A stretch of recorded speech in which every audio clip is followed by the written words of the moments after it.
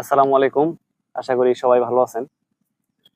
আজকে আমি আমার জমিতে এই ঘাস আগাছা নিড়িয়ে দিচ্ছি। আমি কিছু বেগুনের চারা রোপণ করছি এখানে আপনারা দেখতে পাচ্ছেন, দেখেন। বেশ কিছু বেগুনের চারা রোপণ করা হইছে।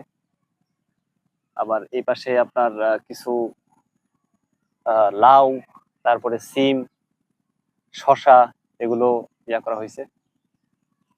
আসলে এটা আমার বাড়ির পাশে একটা জমি, ছোট্ট একটা প্লট। এটা আসলে ওইভাবে ব্যবহার করা হয় না।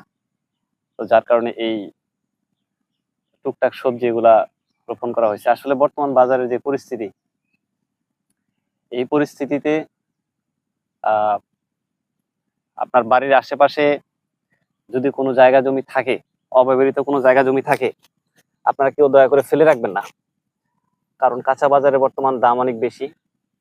এখান থেকে যদি কোনো আপনাদের যে আশেপাশে জমিগুলো আছে, এখানে আপনারা প্রয়োজনে বেগুনের চারা, মরিচের চারা, টমেটোর চারা, এগুলো সবজি আপনারা চাষ করেন। সেক্ষেত্রে আপনার অনেকটাই পরিবারের আপনার খাদ্যের যোগান দিবে এবং পরিবারের একটা সচ্ছলতা আনবে। প্রচুর দাম, সবজির অনেক দাম। এটা আসলে আমাদের প্রত্যেকের উচিত কোনো জমি আসলে ফেলে না ফেলে রেখে এটাকে ব্যবহার করা উচিত। তাই আর কি এই চিন্তা ভাবনা মাথায় আনার পরে আসলে আমি এটা চিন্তা করছি।